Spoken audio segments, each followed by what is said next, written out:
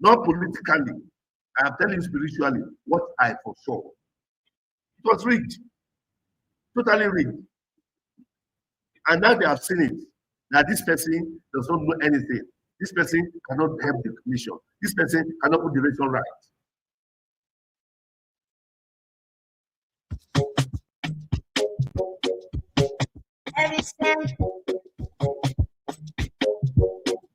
Liberia, like I said, is one of the best countries in the world, whether you believe it or not. You understand? Yeah, it's a small country. It's one of the best countries. You know, we are very good people. And then I think what we should strive for is for our country to survive. You know, and that's why we promote peace in our country. You know, for so many years we've been promoting peace, and people that brought war still continue to have the face idea of discrimination. This is wrong, and we will not sit as citizens of this country. I was in opposition before. I've faced this thing before, and then of course I'm in opposition. We'll put check to that. Wow. And these things happen in the wake of these turbulent times. You know, the economic hardship is very high, and there were people that you may have placed on payroll and so forth here and there. But these are Liberians in the wake of all of these hardships. They have been taking up jobs, and some of them could be angered by that and take matters into their own hands. And you are a man of peace. And if they did support you and they are suffering because they are associated with you, people have been taking up tenure positions. Whoever associated with you, either directly or indirectly, they have been taking up jobs. These things could anger people and they could take matters in their own hands. What say you to this? Yeah. Maybe the international community that will remind us to make sure that we don't break the rules and regulations. They are still there. And we have to respect the laws of the republic. That's what we did. When I was in power, when they tell me that no, this is a tenure position, you cannot move the person until their tenure expire. So be it. That's the law. We can't break the law. So I hope that the government will take heed. It's important to respect the law of the republic. We're not a democratic period, so we need to respect the law. All we look for is to respect the law, and that's what we did. Looking at the common people are losing their jobs at various places as well. Not just only tenure position holders. They are the ones that feeling the pinch the most. They got nothing. Maybe when you are angry and you let the wrong people thinking that this are the saviors, is wrong. You understand? We were in opposition before. If you employ poor people that have the minimum, and somebody come to power and believe that because they associate with other people, they have to be taking a job. This is very bad. That's not good. No leader can do that. You know, and what $50 job, $100 job? You mean the government that come to power that came to rescue cannot even give a $50, $100 job or lead a citizen on that job? This is wrong. It's wrong. It be everything that they're doing wrong, and we know that. You know, but again, the peace of Liberia is the most important. It's the most important, and that's why we in accordance with the law. You know, this is wrong. People supported the Unity Party, I came to power, I left them there. These are citizens of the country. But you can employ a Senegalese man and you refuse to employ a Liberian.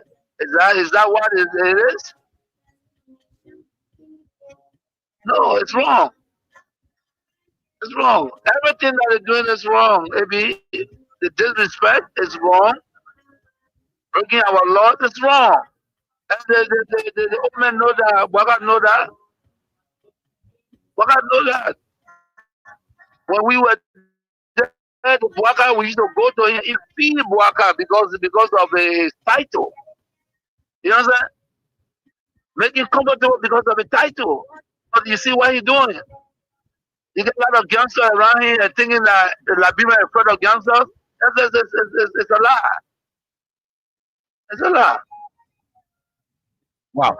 But you should be concerned as well. Why it is true that you're in opposition, you should be concerned. You also have a responsibility to maintain the peace of the country. Though the burden has shifted on the government to maintain the peace. AB have always kept the peace of the Republic of Liberia. Okay. During Ellen time, I've kept the peace. During President Dota, I kept the peace. Amos Soyota, I kept the peace. Chancellor, I kept the peace. I have never broken anything in this country. I work for peace in our country, and I'm on record. Even the United Nations know that I work for peace. So I'm not trying to break the peace. What I'm telling you that those people that say they came to rescue us, they are breaking the laws of the Republic, and it is wrong. If you can't see it, AB, it is wrong. It is wrong. Because in the government that I serve, training position was respected. Today, you can say that you're taking the person off because he associated with somebody. No, but you see, we are different. The respect I have for Ellen Johnson kept that respect. And the respect I kept for her, to respect the laws of the Republic. I even work with Ellen Johnson as a peace ambassador. You understand? So I don't have a issue of keeping the peace of the country. Of course, we are peaceful, but we will not allow people to break our laws and then intimidate people, and we just sit. That would never happen. You know, we in opposition. Ellen Johnson, Madam Ellen Johnson Sirleaf, let me give her the respect because that's somebody that I respect so much.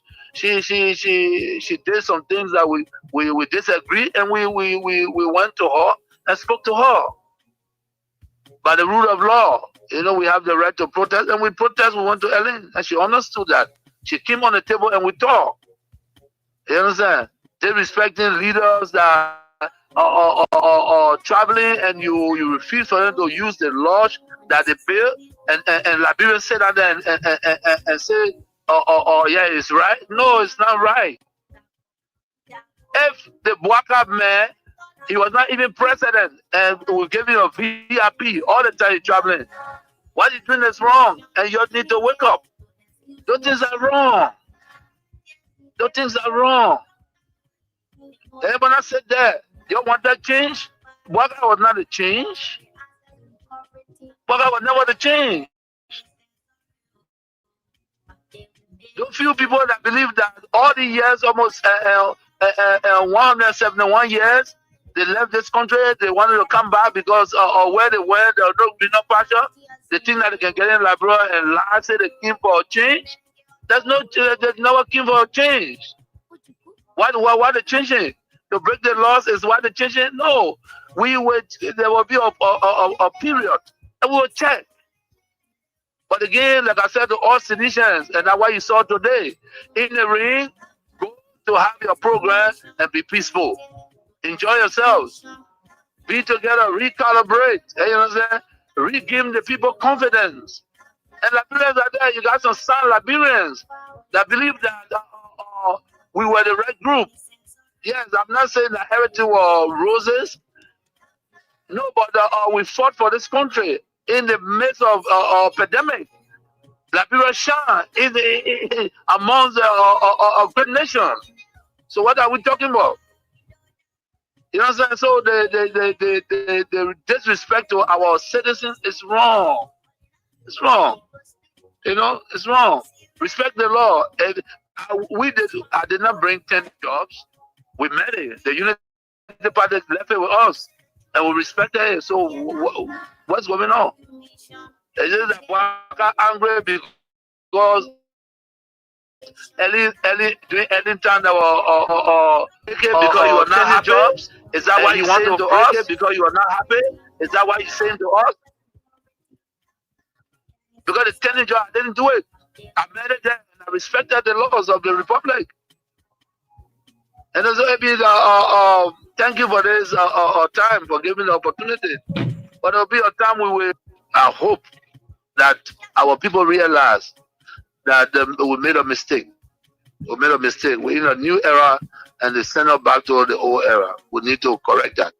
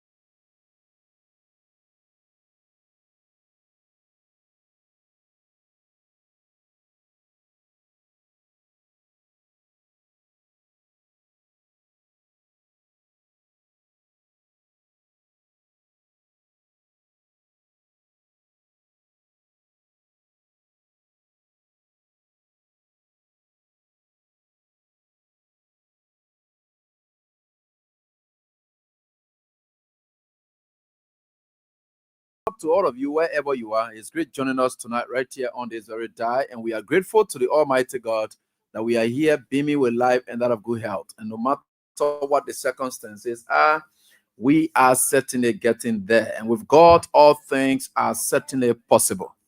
So that is it. And we are here together to do what we normally would do for our country. We are very grateful to all of our fathers, our mothers, our brothers, and our sisters. And we are very grateful to those of the committed ones who will always strive for the sake of this country. Thank you. You may not be people whom your name is out there, but I trust that you are in numbers. There are some of you who do your things quietly, but again, the heart you have for your country is very tense. And of course, you are not too happy, especially the way things have been going. And I think for sure with God, all things are possible. Thanks to you, Confident D, you left this country and you ran away from me. And a days like that. But thank you so much, baby Chase. You're a powerful mom. All right, so at 9:15, 9:30, or maybe no, not 9:15 or so forth, we'll host here with us Alvin Wisser and the rest of the team, the National Youth League of the Coalition for Democratic Change. They have been speaking of late, and we'll be hosting it right here to speak to issues of national concerns, which is very important for all of us. So we'll be hosting and welcome to the program. And we are here together. You can play your cash giveaway, and I think we are here together to do what we can. Claude, Allison, everywhere. And of course, I listen to Israel show, listen to Sam Andrews. Yeah, she's everywhere. You are everywhere. Fantastic students. Keep up the great work. We appreciate that. So we are certainly getting there. And with God, all things are possible. A couple of things I'm just about to share with you, which are very much important. We are very happy that we are here together. And with God, all things are possible. And we are certainly getting there. So a young man this morning wrote me this. And I was very touched, acknowledged, and astonished about this read out from this young man. I don't know whether it's young man or the older person, so forth. I don't know. I wouldn't call the person's name, but I want to tell the person that thank you for being very bold and courageous enough to speak. You are the second person to openly engage me in this frank manner. The person's last name is Will Wilson, and I really want to appreciate you openly, though I responded to you in your inbox, but I equally want to come up here to say thank you for mustering the courage to say what you can. And once it came from the sincerity of your heart, God will bless you, unless otherwise. So Wilson said this to me. He says, yeah, this message came in at about 9:23 a.m. That's 9:23 this morning. This message came in. In my brother, you can cause your own problem. Do I really know that you are not in class? And that you can cause your own problem. And just by reporting what I did not know, you are in problem. You see, some of you want to be fair until you can suffer. You know, they say to talk true is, they say what? What is the one? They say the truth shall set you free, but you will go, the truth, the freedom will go with pain. The truth you can't tell in a class here that you are not in class, you will suffer small. That's the problem there. So the truth can set you free, right? But the truth will always go with certain pain. You will tell the truth, you will go free, but pain goes along with it. For you to be there, be silent in a class here, and not even talking to you, and not even know whether you are not here or whatever it is, and I care. The class roster, I haven't looked at it for the last days or so forth. Then you can put yourself, also I can talk about sorry, I was not in class. Now you supposed to tell that one, no problem. The truth will set you free, but the truth does not set you free from the pain that goes along with talking that truth. So I'll deal with you for that one there. So let's leave it. Thank God you have already put yourself also. You know, do not just come to class, be there, swah. You just enter the class, swah. The teacher will not even know that you are not in class. They can say, oh, teacher, sorry. Oh. Yesterday, I didn't take your quiz. Oh. Yesterday, that day is that you know you treated yourself. You finish. But anyway, I will know how to deal with him. Let's attend to this class tonight. All right. So that is it right here on this die. We are certainly getting there. With God, all things are possible. And I like that. And who's calling me Pastor Light? Yeah, my name is Pastor Light. Teacher Light, Pastor Light, Lawyer Light. Every other thing I light, you want to be putting behind. We'll say, what we speak. Who told you? That your Richard Coon mentality, you're not bringing in a class here. It's self-imposition of our territory and what we're here for. So let us go, and we are grateful to the Almighty God for everything and anything He's doing for us. Radashas Gay, the rest of you, thank you. So the guy sent this by 9:23, and he says this. He says, good morning, Mr. Wynn. How was your night? I always followed you from Maryland County. Thanks for everything. From Maryland County. He said, I always followed you from Maryland County. Thank you so much for the great job that you are doing for the peace-loving people of our motherland. You know, Mr. Wynn, on a serious note, at first, I hated your presentations during the elections period. But now, all what you said and say now is all realities. Like the old people can say, there is a difference between expectation and reality. But if one doesn't meet out with the expectations he or she has to live with a reality. And now this is how we are living now as rescuers. So this was a frank one to me. Somebody from Maryland County, the Southeast people who celebrated and who healed me for everything I do. Yet there were people there who did not like what we were doing.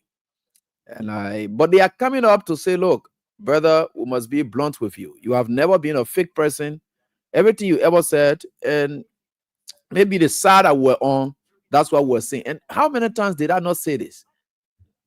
Right? I told you people, there was a scenario I gave the last time. I said, let them put Let them put let them tattoo of us face. Let us tie our faces with cloth, pinned a blackboard, and stand the blackboard between the two of us and loosen the cloth from our faces. They pin the other side white, they pin the other side black.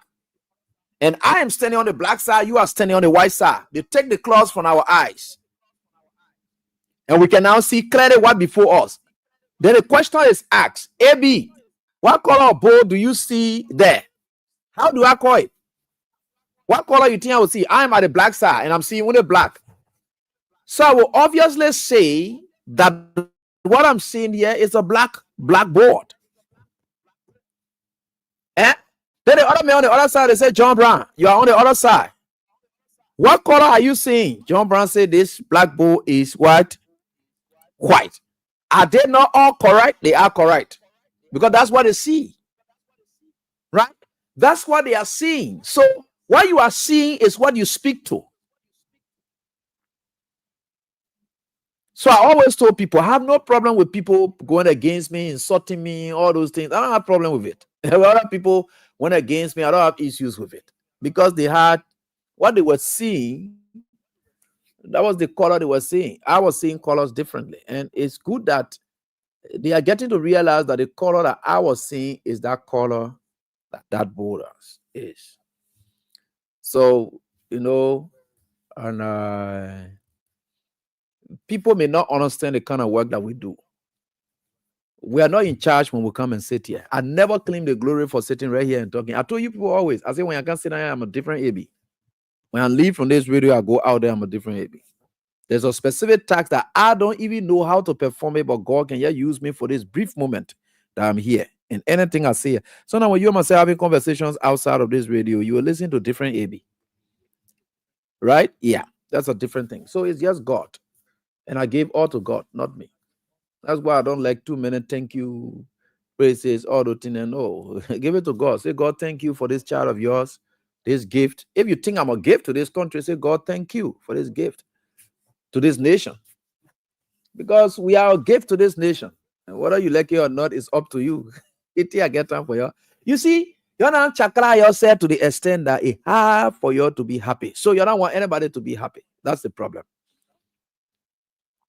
But we are getting there. And with God, all things are possible. Let me give you another information again. There's this information that coming from Washington, D.C. And this is what was sent to somebody. Sylvester Grisby, to be exact. And Sylvester Grisby should know this. Sylvester Grisby is aware of this message I am sending him. He's aware of it. And that is what they told Grisby. They told Grisby this. They said, Ambassador Grisby, any attempt to falsely implicate a group of people in the Capitol building fire situation will indeed face international resistance and scrutiny. Will indeed face international resistance and scrutiny. You listen to that? Any attempt. I don't know. I can't tell you exactly who sent it to him, but he received this message. But I know where it's from. As to who sent it to him, what's the weight of that person, I can't tell you. But I'm telling you that this message went out to Sylvester Grisby. They told him this. They said, Ambassador Grisby, any attempt to falsely implicate a group of people in the Capitol building fire situation will indeed face international resistance and scrutiny. Key concerns: misinformation. Spreading false information can lead to unfair blame and harm innocent group of people. 2, scapegoating. Those are the concerns. They say that is what we are observing. Scapegoating. That's the next thing. Scapegoating, targeting a specific group, can be the form of scapegoating, distracting from the real causes of the fire. That's the next thing they are observing. The third thing they observe there is international condemnations. International condemnations. They said the global community will likely condemn any attempts to falsely implicate a group politically potentially damaging diplomatic relationships. The moment you do that to a specific group of people, you grab them and you tag them, you lied on them. Diplomatically, you are not sound and nobody going to give you attention. That's what they are saying there. So they say the importance of objective investigation. They gave them all the clues. The clues continue and it says this: independent inquiry or thorough independent investigation is crucial to determine the actual cause of the fire. That is what they want them to do. 2, evidence-based findings. They say any conclusions should be based on credible evidence, avoiding speculations or bias. Any conclusion. These are the expectations. People are watching this process. Right? Very good. You know, people may not understand some of these things, and people are sharing with what it is. You think I'm coming to come put the thing on favor for you to see? I will not see it. And then we come up to say this by 3. It says transparency and accountability. They said the investigations, findings, and processes should be transparent, ensuring accountability for those responsible. You're hearing that? Good. Graceman is aware of this. Good. You know, some of these things we are saying, we are not saying them because we are against. Grace Bay was the lead campaigner for rallying for sanctions. I don't know how can a whole Washington group, they not get time for him now, right? So, and I will give you another information again. The very Washington has sent out caveat to other people and to this government.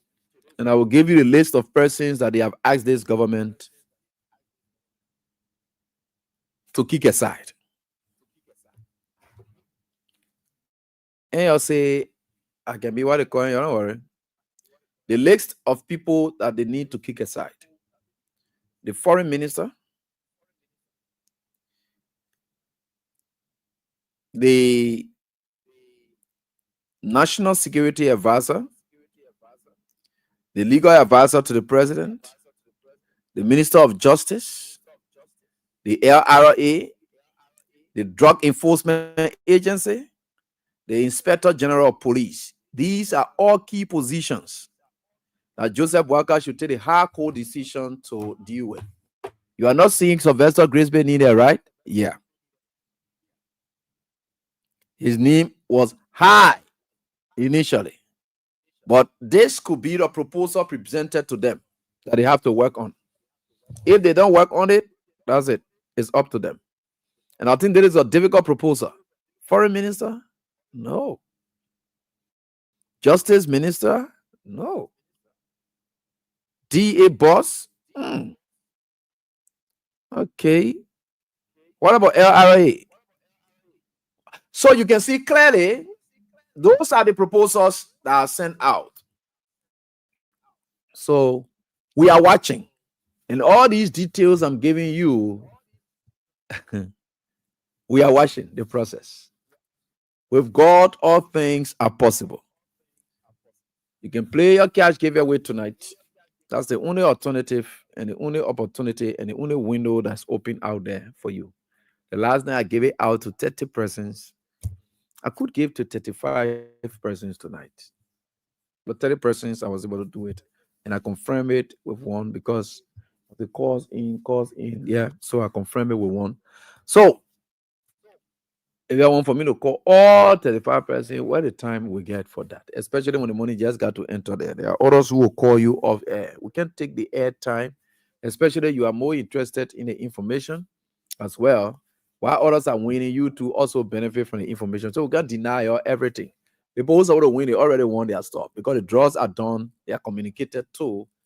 But the people who need the information, who are not winning as well, we can't deny them. That's why you see most times you don't see me call too much, but you know exactly when we say we're saying things, we know exactly how to do it. And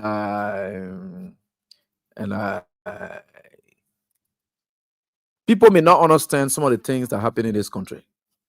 And with God, all things are possible.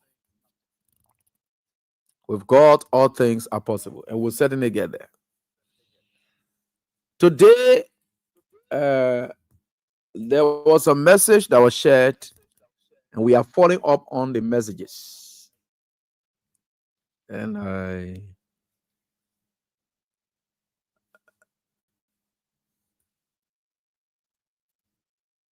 people may not understand why we are here, but we are here for them.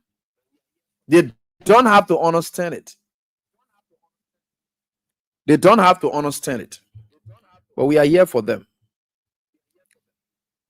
As we speak, like I said, having Wilson and the rest of the guys. So let me just talk briefly on some things.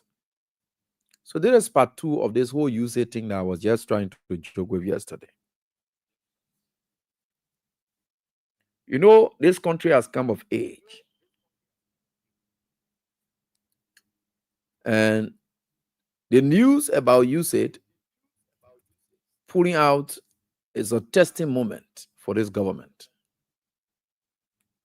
Be it real or whatever it is, it's a testing moment for this government. They will have to live with it.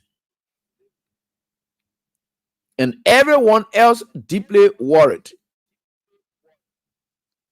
You know, the issue about certain people being part of your life, even if they are not affecting your life, for the fact that the news went out there that they are part of your life, it gives you hope. Let's understand USAID may not be whatever it is here now, that we will get to subsequently sometimes in the future. But for the fact that the news came that they are pulling out, it breaks you down. There are people who are not doing anything for you in life, right? But for the fact that they are part of your life and it's announced that they are part of your life, you just feel relieved. Just for the association, just for the relationship. You are happy that that relationship is moving on. The moment a person pulls out, though they may not be doing anything for you, but you feel the impact. You know why? Because that person is connected to you. If that's how the American people are connected to us, through whatever means, the moment they announce certain drawdown or poor, it affects us. It makes you to feel so bad to the extent that as though the whole world know. And they were sitting now on radio, they want to call Nigeria then to counter all kinds of things about the American people that they needed to do more. Now the more not coming out, less coming out. Now that we are going through the last moment, and of course, speaking to what it is. Just could you imagine just go up because when Nigeria was speaking that day, they were clapping. Now the real USAID projects are now closing out, and then they are rallying prayers all over the place for people to go and pray. Pray for what? You see some of the problems God can always have. Now, what I told people, why are you allowed to misdirect your efforts? Why are you allowed to embarrass this old man about important issues that are going on? Pray for what? So it's like you are going to school, you are not studying very hard, and then you did not do well, or you are not better prepared, first, second, third, and fourth, and your prof comes to class and tells you that the grade that you score for fourth and fifth period will stand for your sixth in the exams. Then you say, we really need to pray. How do you pray? You did not work. You did not prepare yourself for that. So whatever that struck, it affected you. That's why you should be in readiness at all times. You should be in readiness at all times. You are supposed to go to class at all times. You are supposed to be serious at all times. You are supposed to score grades at all times. So that pronouncement comes and you say, let's go pray. Pray for what? How does that change anything? You can pray. You are praying to God for the teacher to change his mind or the teacher to change her mind. Prayer can never work in such situations.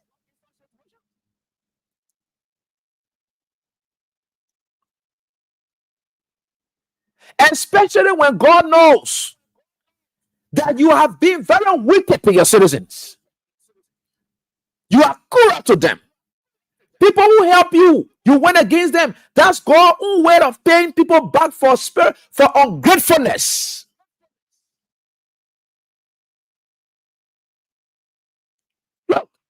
tell you something.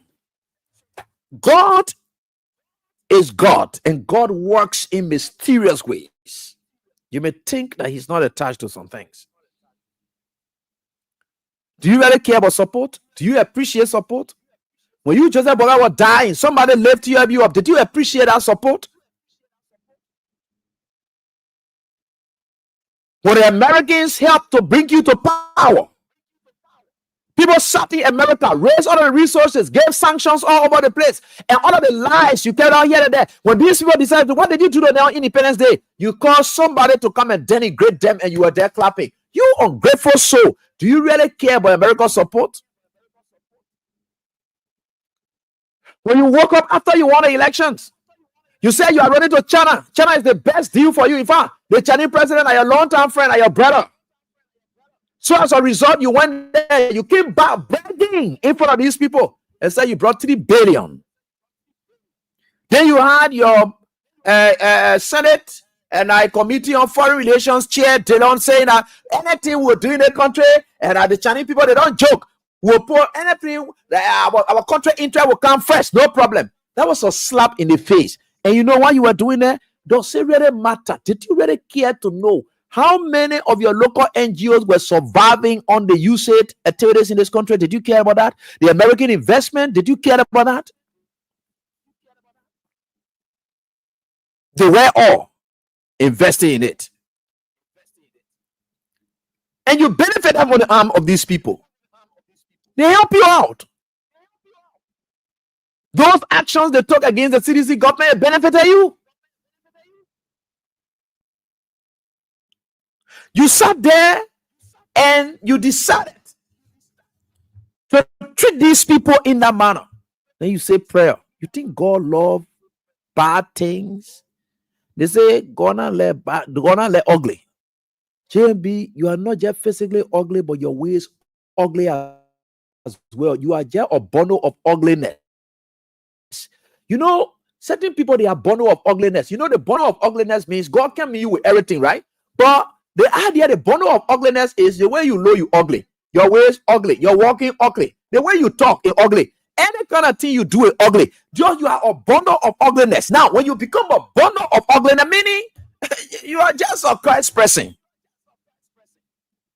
Have you seen it? It's very rare that God will meet people with everything. God can't bundle everything up. No, you're a bundle of ugliness. So as a result, wherever you go, ugliness will follow. Failure will follow. Calamity will follow because you are a bundle of ugliness.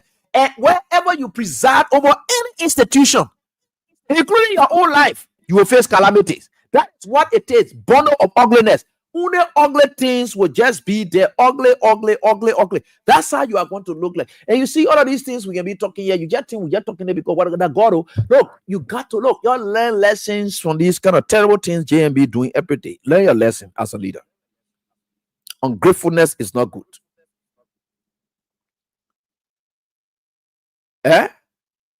Ungratefulness is not good. And you know, people may not understand, but God is God, and anyone who lives in God, God lives in you, because God cares about everything. The bad, the ugly, He cares. So this man, that kind of ugly behavior that inside him, it just spilled. Oh no, that man has a spirit of failure to the extent that it hovers over the entire nation. So you can sense the spirit of failure. You're going out in the streets, no progress. You go out, so bad news. Anything else, because this man is bundle of failure. You know, he's a bundle of ugliness, bundle of failure, bundle of bad news. Every bundle of, I say everything that's ugly, that's this woman. A moment you take this woman up out of here, and you see, you will see things will change.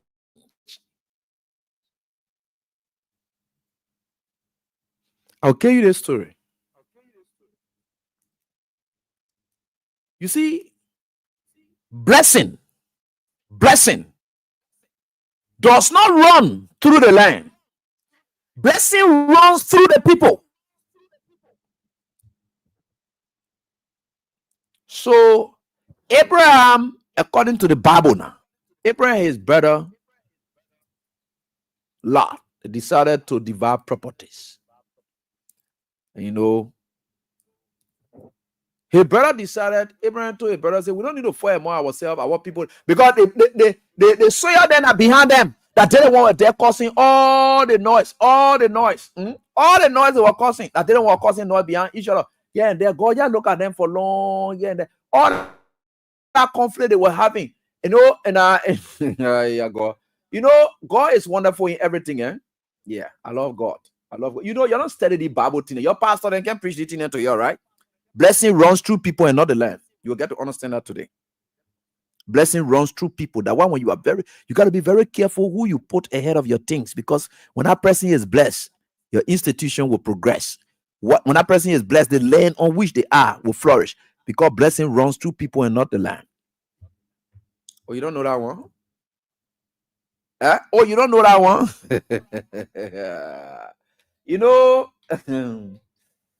And he is better. They were having problem. The relationship between them became very tense. So Lot and the companies were there. Abraham and Lot, they separated because they wanted to share properties, and because of issues. Lot and the family, and their possessions, their animals. So they are putting them behind them. We're just telling them, say, oh, we got to divide it here. We got to divide it here. Genesis 13, again, look at that. They said we got to divide the property. So Abraham look at it. Abraham told Lot. He told Lot, he said, Lot, I want for you to choose. All the noise, and we don't have to make it about property. Abraham knew he was blessed. Whatever he chooses is blessed. Even that rock he was going to take, that rock is blessed. Abraham, what time? Abraham told Lot, he said, all the quarrel between our followers or whatever, it doesn't matter. Leave it. Choose wherever, in the lane here, from here, left, right, back, forth. Look at any side you choose, that your own. Choose anywhere and go there.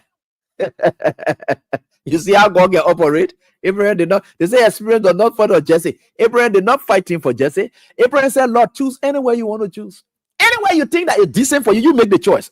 Abraham supposed to have taken that the leadership right to say, look, I will take. But he told Abraham, he said, we don't need it quarreling. I remember, there's a possession. That do. Let's go on. Take anywhere you want to take. And he took his own portion that he felt was good. He made the first choice. And the first choice is always the best choice, whatever it is. But guess what the Bible says? The son that Abraham, he left, not even Abraham took, the son that he left for Abraham, that he thought was not the best, was what God used to flourish that land. And that is because Abraham is blessed. You see, you people don't understand the Bible. Don't fight people. Look, when you take individuals, you put them ahead of your institution. Once that person is blessed, your institution will flourish. Once that person is cursed, your institution will dumping. Nothing sound will come from inside. That is why it is. And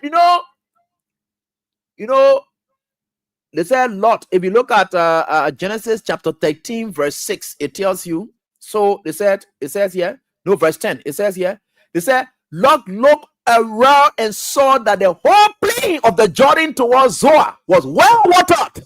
That's what the Bible says, was well watered. And what did they say? Like the garden of the law, that the line of Egypt. This was before the Lord destroyed Sodom and Gomorrah. Before that time. Not with the place you are going at the place that the Bible place you are going there. So before God could destroy Sodom and Gomorrah, that place. So Lord chose for himself the whole plain of Jordan and set out towards the east. The two men departed company. Abraham lived in the land of Canaan, while Lot lived among the cities of the plains and pitches of the tent near Sodom. Now the people of Sodom were wicked and were signing greatly against the law. Sinning greatly against the law. You see what happened right there? Why? That the era he made a choice. Abraham no era no. Abraham have to leave to go be fighting for a brother because he said, my brother went in that place there, or my brother living down there will go, I beg you. God told you, say, if I look, God started measuring it down. Say, I know that your brother business, you can't tell you for you see how God, you see how Abraham's heart looked at. God looks at Abraham's heart. Abraham tell your brother, say, take. Lord, look at the best place and say that the player won. The player won't go. Abraham said, no problem. But God blessed the land of Canaan, where Abraham lived. And Lot went to where Sodom and Gomorrah, where to bad people, what they call here and there. When they were to destroy, he had cause straight for your brother. He said, go, I beg you. The other one, but my brother on that side there. I got to go there. Because that's what it is. You got to learn these things that Babu we are talking about here. This man is cursed. You people will suffer. I can play you one voice. You know, I can play you the voice. Plenty of them coming also. And I like how they are doing it. With God, all things are possible. Play star 7 and star 24. We are certainly getting there. You know, with God, you may not see. And we think there are times that things happen, people may not understand in total as to what it is. You can listen to this man. How they call him? How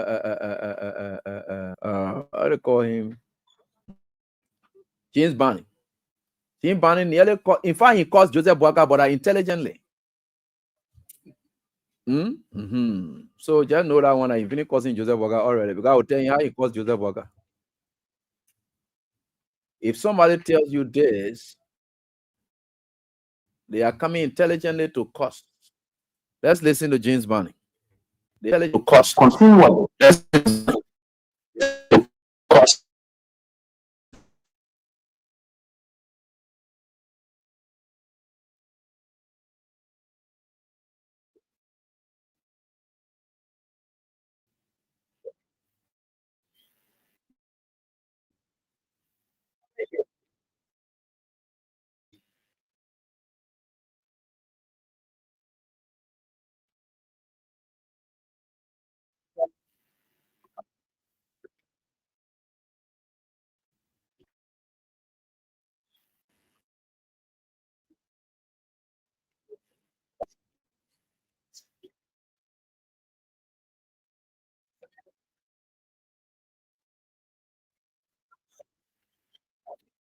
Continually as a way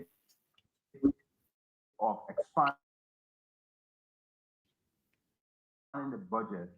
It's not necessarily a good idea of deriving additional revenue only if the government decides to man up to the challenges. When I supported the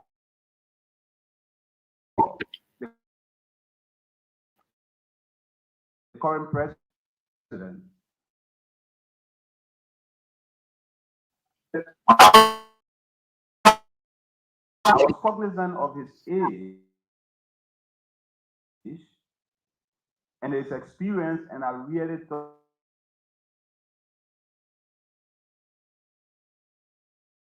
president back then, he thought.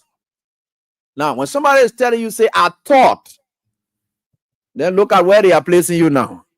If I walked up to you soon morning, and then I saying to you that when I decided to befriend you as my friend, I thought you had, I thought, it's in the past. That thought is no longer there. JMB does not have the spine. You see, you can sense the frustration in the faces of these guys on a daily basis. They know inward the injury they have caused this country. And the injury they have caused this country, like the man of God said, Premier said, he says the rich will suffer, the poor will suffer. Today, they are senators. There's nothing they are able to count on. All the projects that you hear about, you know, most of the user projects and things, those are Leeward County areas. And they are very areas that you don't be sitting down eating free money and people that carry on small projects and things, they are going to be affected. Now, the next thing that's going to happen, they have to make necessary adjustments. How they intend to go about those adjustments is the question that they are faced with now. So they must come up now to tell that indeed they thought that things was going to be okay. So Joseph Boakai is spineless. He said, I thought he had a spine. I was cognizant of his age, but I thought he had a spine. Now, this is a statement of regret. Serious dissatisfaction. Disappointments. That's all you sense in Barney. They will come up. Nobody going to hide it. They will come up. You like it, you want to lash at your government or whatever it is, up to you. These are the rescue soldiers. These are the guys who were sitting at the platform and doing all of those things. Then Barney left and then say, oh, lead the CDC. We're going to support what they call because you are what here and there. Yeah, you got your senatorial job. You got whatever it is. You don't have time. You didn't care at the time. So as a result, you never cared about the people of Maryland County. What they will face. All people of Maryland County, even living in Monserrato County, what they tend to go through. You don't care about that. You know, Monserrato is so unique to the extent that every other senator owes it. If they think it is the hub of development concentration, they owe it. All of them. They owe it to see to it that the livelihood of their citizens in Monserrato County. Let's forget about whether they are not in the counties, but they pass in the streets every day. They see the kind of life, the living conditions of their people in the streets every day. We see these things. Today, they are coming up. We need to do this. We need to expand the private sector. We need to do this, that. No, you said we was not doing it. We have gone over a year. You still telling us you thought. You still thinking. You have put your thought in the past now. So what is the current thought now? Because the previous thought is there, right? So that was your previous thought. Prior to Joseph Boakai's presidency, this was your thought. What is your thought now? And the only reason that can be stated that you can really infer from there is the fact that they are very disappointed. Are they disappointed because they think that it was not going to happen? They knew it. It was all about hatred, jealousy, envy, nothing sound about the interest of the country, personal aggrandizement. Now, that personal aggrandizement is now being affected heavily. So as a result, they should be coming up now. And it's going to haunt them. And I told you several other persons will be buried along with Joseph Boakai, not physically, but their political career. They will have no voice in this country. And for each time, each one of them come up and they think they want to resurrect themselves, we'll bury them again. And that is what we'll do to the legs of what else. We can say, oh, I believe what else, you know, you want to know. People who deliberately and intentionally knew that Joseph Boakai was going to be like this. But because of their own jealousy, envy, greed, and they decided to reduce this country to this level, any attempt by them to pretend as if they want to resurrect themselves will bury them back in the Joseph Boakai coffin, and they will remain there and their political life will be buried. We are not foolish people in this country. Where you deliberately, intentionally, you are aware that this thing that you're going to do is going to affect the country, but you care less because you think that you will benefit. Why others suffer? Only for you to not benefit, then you come out, you are like you are advocate. No, it does not work that way. We'll bury you back into it. Now, when you see the whole you getting, you're gonna be flying around, you'll be like, no, me, I don't go there. Because these are people that knew exactly what was going to happen to this country. We told them. They were not against us like some of you sincere people who were not saying it or whatever. No, they were against us because of their own personal hate for somebody. So not because that person is no longer there and then they see. No. That is bad. We can personalize our politics in this country. Let's institutionalize our politics. Take up individuals. You think that Joseph Boakai can be talking about Joseph Boakai because I'm personalizing it? No. I believe that Joseph Boakai is an institutional breaker. He's terrible at governance. His own life, he can manage it. One more, because they say the family is the smallest and nucleus, institution of society. If you can manage your family, where your own welfare, you got to go outside to be begging people, be men like you. You used to be wearing BB clothes, BB shoes. Your shoulder part go all big. You passing around. In Papa, you used to really look pitiful to the extent that they put in the basement, they put BB size on a floor. The Papa, you could see him sitting in America, just gonna pitiful child. Then he's sitting and seeing people watching playing checker. They say, Papa, which side you on? Oh, you will be again today. Stanton on your side. Every time they were playing the checker in the basement, he will get on Stanton's side. Because Stanton get the money to get him. He said, Stanton, you will win today. Because You know, you could see this kind of thing. They probably reduce himself to a beggar. You know, when beggar go around BB people, when are the men who will pay away for you to go home? And they say, we'll play again today. Who say you on your side? No, you'll win again today. That kind of thing Bwaka used to be doing in America, reduce himself to that level. That kind of man you go take and give our country to who couldn't manage his own life. No success story, his title. Then you tell that bro will be successful. Where that one comes from? There's no success story. Then you say that bro will be successful, honor this man. And you take your entire success feature and everything you put it in an unsuccessful man. Then you said, what are you? What's your problem? What were you thinking? If not hate, jealousy, envy. Just stop it, man. Some of you were very much, you stoop so low. You reduced Liberia to petite politics. And that did not help us. That had not helped us, and that is not helping us. More troubles, more wars to come. These BB people, the day you see them blowing each other at the time, you will know the thing that in the country is serious. And we are getting there. They will start telling each other, say that you the cause for the rescue mission to fail. When they start turning to each other, at the time you will come to your senses and say the thing the guy were talking was true. But you know what? Some of you, I will not blame you because you did it out of sincerity. Because you didn't know and you needed your lives to improve. Yeah, you may have some justified reason why you wanted to see it out. For those people, I don't have a problem if you are disappointed. Not like people who never had any justifiable reason other than envy, jealousy, hatred. Those are not justifiable reasons. You can't justify that. Why envy people? Why hate people? It can be justified. So those kind of people, you know, when they come up like that, and whatever it is, then we'll bury them along with Baka, and they and Baka going together.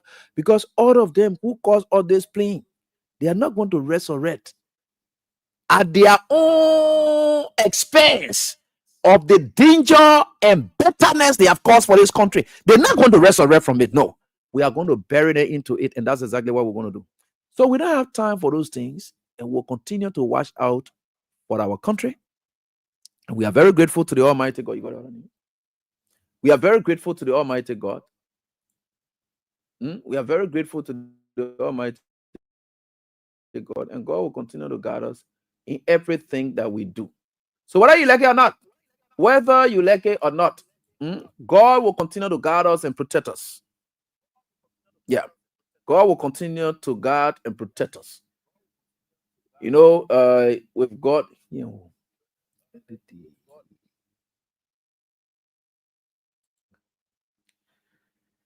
So God will continue to guard and protect us.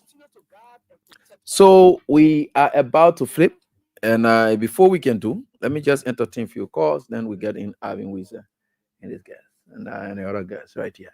So let's just get to the lines briefly, and I keep playing your stuff. We'll certainly get there because Avin Wizard and coming up.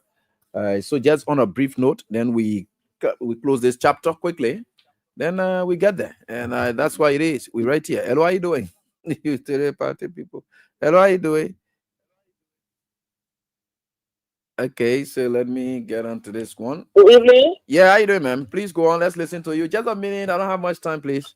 Yes, I know. I'm following. This is Gertrude J.D. Williams. I'm calling from Johnsonville. Okay. Maybe I listen to your expose, and I know that there are some of the lawmakers that we know they want to use this media as a political manifesto to gain the favor of sedition and other sympathizers to vote for them in 2029, and which we know fully well that we will not look at these things because they brought us to where we are, and nobody's going to be in sympathy with any other person. For the cleaners or whoever that helped to support this process will go down. How are you doing? Yeah, let's hear from you. Yeah, let's hear from you quickly. No, God will bless you. Go ahead. You are sent from Please God. go ahead, Sabu. Yeah, every message I get to the when people is truth to the lie. You are the choosing one of God. Oh, you let God be with you. Let God guide you. All right, thank you, Sabu. Thank you so much. Hello, how are you doing? Hello. Yeah, let's hear from you. Yeah, thank you, yeah. Thank you so much for enlightening our mind. I'm Mimi. I'm from Johnsonville. I'm a really silent listener for you. you know, for us to pray for Liberia, we can pray for our people that in Liberia. For us to pray for Liberia is impossible. Because what the purpose in Ethiopia government, for them they were paying people to put sanctions on Liberia. Yeah. They were paying people not to give weird grant near anything from America. But for us that God working for us. So nobody will pray, nobody will tell God say I believe that get me around. They will fight for it. Let them fight for it. No one joining them in prayers, and that's why it is. Elo, how are you doing? Good evening, Yeah. Yeah, this is Edmond Carr. Yeah, let's hear from you. I keep him program to the fire to deliver. You know, you said it all because they are regret sometimes a little funny to us because yes, a man throughout his life we are working in government. He served as the vice president for 12 years. When you were running for the 70 to become president, when they try to ask you some of the progress made by he and his boss, he shattered the blame for Ellen Johnson by saying was squander opportunity. When they go approaching to the 2023 election, he said, I am living on loan. You kidding me? You have budget under your control. 12 years. You come here, you tell us that you are living on loan. Somebody got because the personal life, politics, or their personal gain, as he was saying, they went to support the man. And here we are. He can no way up. He can no way up. Can you say we should pray? Pray for what? You know why? Since before the 2023 election, they offered a prayer. What was the prayer? International community, possession on Liberia, the capital where we're in power. International community, we hold all your funding to Liberia, the capital where you're using the resources. So now 2025, the prayer has been answered. How do we go now to go pray for anything? And in fact, here is a funny thing to quickly conclude, AB. Here is a funny thing. When you have to do our time with IFS, press or to make some adjustments to enable the government to smoothly run, they said it was the standard, which was the amortization. And Samia Choi and the president have a solution. But here we are, they are so clever, to so smart. They have the private on their hand. Instead of Gafua coming up with a solution, you tell them what we should have fast and prayer. Are you kidding me? Okay, Edmond, thank you. We can hold you at that. Thank you. Elo, how are you doing? Good evening, Evi. Yeah, let's hear from you, please. Yes, Sisi Babu calling you from our point. Let's hear from you, Chief. You know, the people said they came to come rescue us. We rescue Waka, Manuel rescue Waka, and didn't die. Then he came back telling Labran people that he's coming to come rescue Malaria. But now the whole world know that Malaria will come back now and rescue Waka. Thank you. All right. Thank you, boss, for your contribution. The next caller. Elo, how are you doing? Hello, Mr. Eddie. Yeah, let's hear from you, man. Eddie, are you coming on? I'm trying, thank God. Let God bless you. Let God give you long life, Papa. Thank God. You are very all. The people then are Father Joseph Yuma Boka to put tears in our eyes. They coming to now, their tears will be bound for Eddie. Because they are already been buried. You're not noticing it. They have already been buried.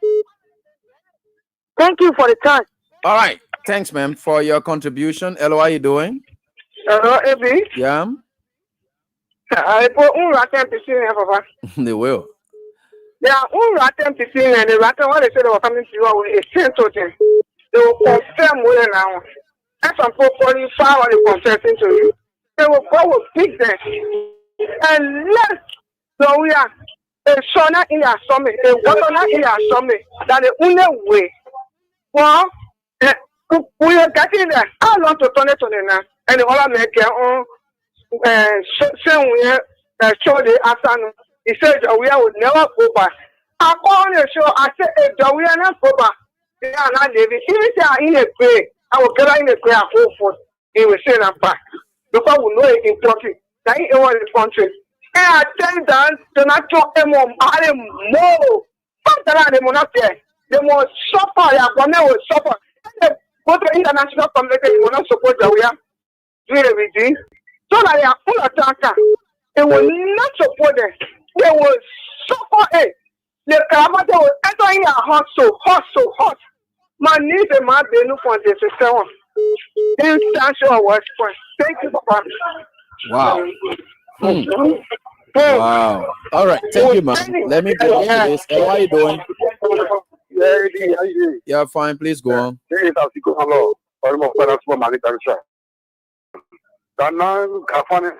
should open prayer, right? Okay, we agree. But I call him, you can already confess. And Carlos, they don't already confess. And Spoon already confess. Richard Kuhn saying Virgin speaker in confess. So we need Bwaka to confess to the blame people that my people have forgive me. Because I want to dance with the devil to become president. That will be my army. They'll forgive me when he confess. When that confess, then we will have the prayer there. Thank you for putting me in the time. Wow.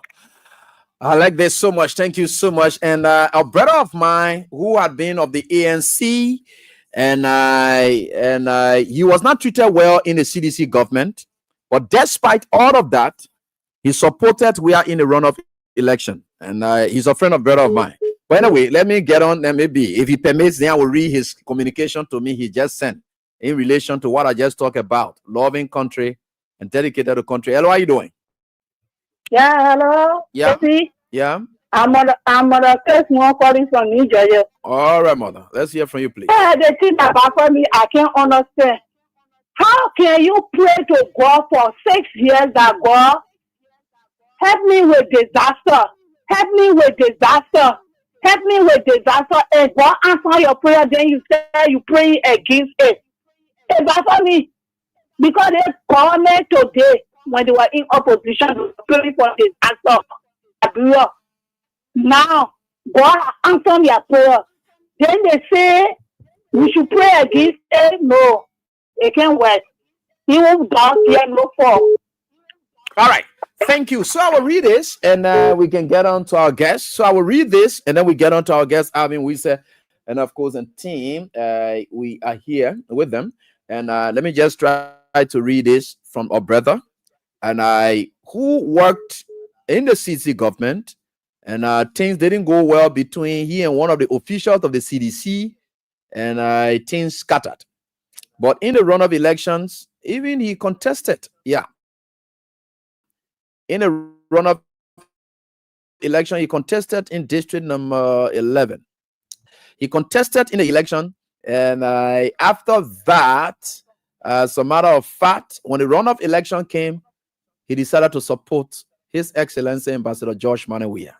Now, remember, I just talked about how other people decided to just support people who are not success story. They got no reason because of hatred and so forth, because of other people reason. Oh yeah, the other minister treated me this way. That why we vote against we are the other person here because AB then they shiny AB then Ryan car. So as a result, I will not vote George we are. All kind of foolish thoughts came to mind. People just get ready and I gotta get anything that they one can travel to Dubai.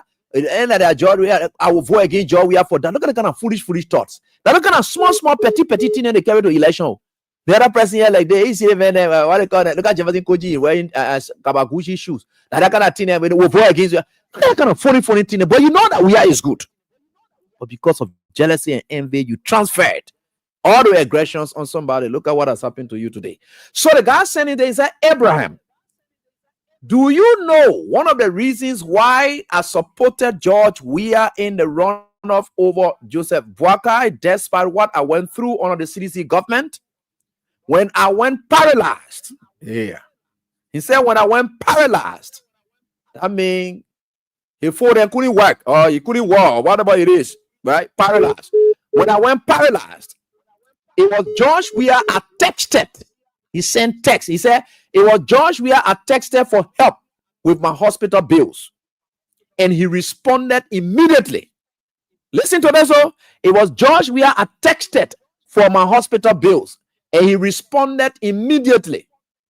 It is not that I did not have money, but I wanted to know the man called George Weah as president. And he responded. I went through that pain for 2 months, and God brought me back on my feet. I told him that I will remember the good he did for me. That happened in August of 2020. But December 2021, We fell out when Councillor Cephas lied on me to the president.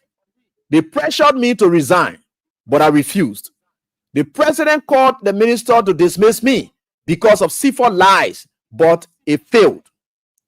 Against all of what I went through, when it came to the time of the election, it was one time that I thought to pay back the good that we did for me 3 years back.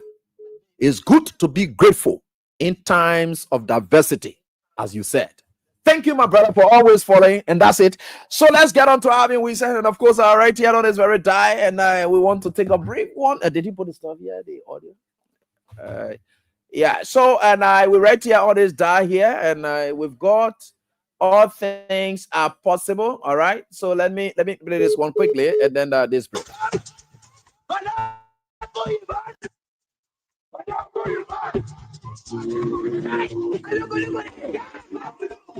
Good news, good news, good news.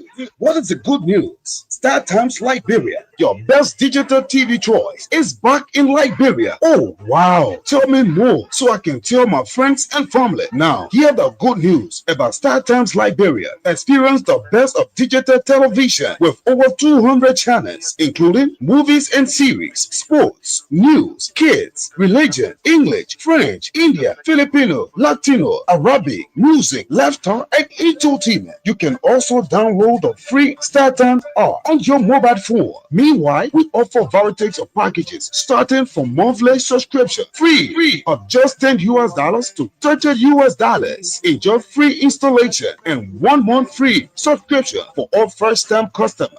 For more information, visit or contact our office now to choose your desired package and have it installed in your home or office, allowing you to enjoy the extra digital services you experience endless entertainment right at your fingertips.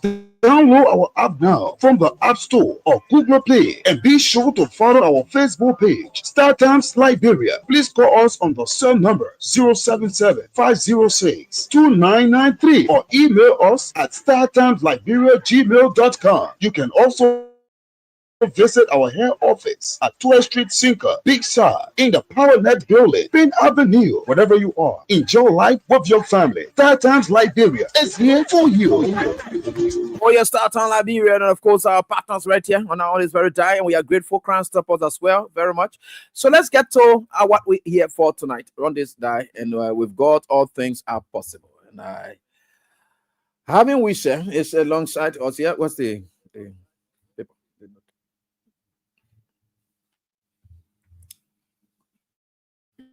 Okay, and having we say, and there's alongside with us, and he's alongside Gayezon Abadebis. Okay, good. Yeah, National Vice Chair for Inter-Party Affairs, CDC Relief. And Avin, you are the spouse and President? No. Where are you at now? I'm the Vice Chair for. You gotta open his mic, right? Okay, good. All right. Yeah, please go on. Sorry. I'm the Vice Chair for Operations and Political Education. Oh, okay. Vice Chair for Operations. Okay. Yeah. Vice Chair for Operations Okay. and Political Education. Okay, good. That's good. All right, yeah. Vice Chair for Operations and Political Education. Oh, you're gonna be educating people about. Yeah. The CDC has an ideological belief system that is grounded into our graduate training classes, where we teach the party's doctrine, philosophy, and ideology to the broader masses of our people. So our role is to provide education. All right, so let me say how's up, and of course, welcome to you and Avin Wisa and Comrade Meditant, as they will call you, and how's up, Fidel? How's everything? Well, thank you. If let me appreciate you. I'm seeing the level of work here in this very nice strategic studio. You are doing excellently well here with the kind of leadership on the wider media coverage. Mass communication is a noble profession, and you'll be a veteran in that field.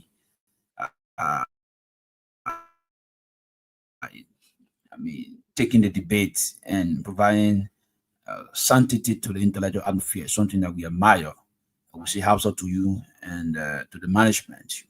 Um, I'd like to stop here and we'll give my colleague the chance. As a matter of fact, we And I get introduction, you're just making yeah, there was so just start right there now in the yeah, meeting. was So let's go on now. And guys on.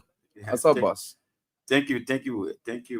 AB, it's a pleasure being in your studio for the very first time to have an interaction with you as we have come to speak to our people. And we want to appreciate you for the magnificent job that has been done here by you. And serving as the voice of the voiceless, of the ordinary masses of our people. It's not an easy task to come here every evening, spend 2 hours of your time enlightening our people about the excesses of this government and providing the right trajectory for them to follow as we gear towards bearing of very hectic governance over the next 5 years. It's not an easy task. This is the government people give us, so we will have to live with it. But as an institution, it is important. As advocates, as media personnel, it's important that we come and enlighten our people about the failures of the government, so that such a mistake cannot be repeated, whether in 2029 or beyond. So it is a privileged opportunity to be here, using your platform to communicate with our people. But where are we as an institution? Where are we headed? And what sort of direction do our people need as we move forward? So thank you for the time, AB. All right, and these are troubling times for our country, especially in arguably, and you can sense it clearly wherever you are. You can sense it clearly, and people are looking up to people to speak. First of all, before we can get to you guys to speak to this issue, does it come as a surprise that the institutions that always serve as moral compass for our nation in time past, ranging from the head of our political era, there were voices that could speak out, the civil society, and especially the religious community, we call it the moral compass. Does it come as a shock to you guys that those voices are silent in recent time in the wake of all that's happening? Well, it is not a surprise. We are in the dispensation of what we call religious eschatology. We end time, and then we see people who purport themselves to be religious prelates, like the so-called religious fathers and mothers in the country. In this dispensation, it's very tough to see which one is consistent with the set belief of the different, whether it's Islamic or biblical principles.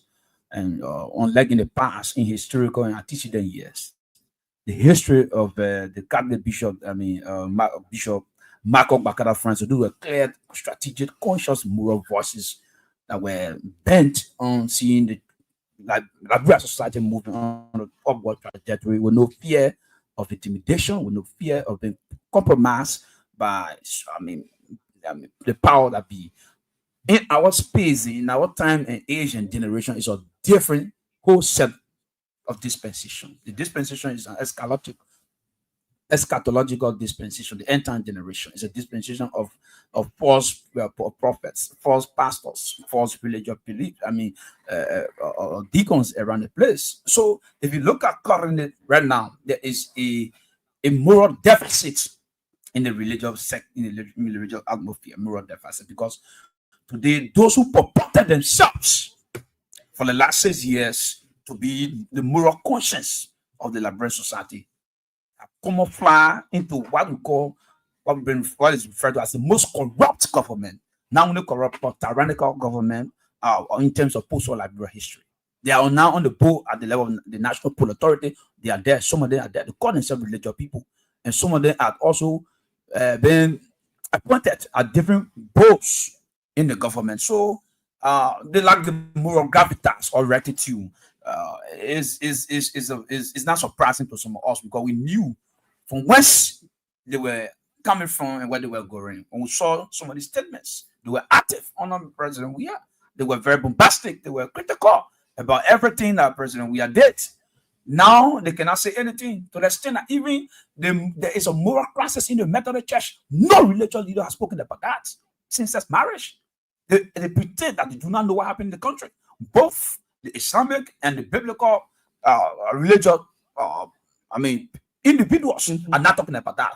And this is about Liberia. What happened in the Methodist Church may have a spill. Maybe they never wanted denominational interference, especially for the Christian community. That's a moral issue. Morality is not denominational.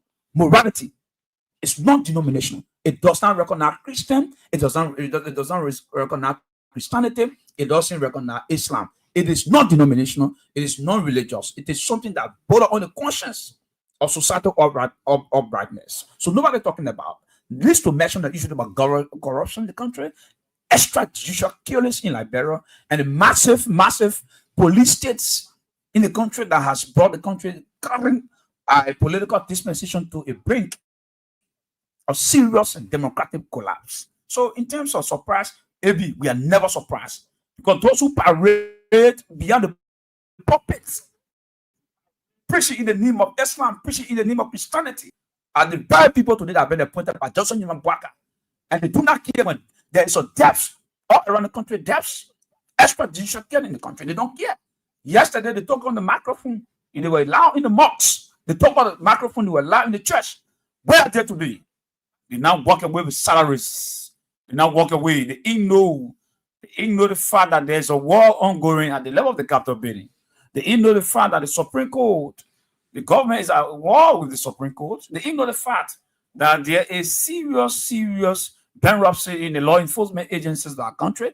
They now dance at the whims and caprices of the system of the regime that gave them peanuts to compromise the principles and teachings of moral ethics and governance in the history of our contemporary body politics. So we do not surprise. We are never surprised, because we know that they will have ended into the pockets of politicians and not into. I was just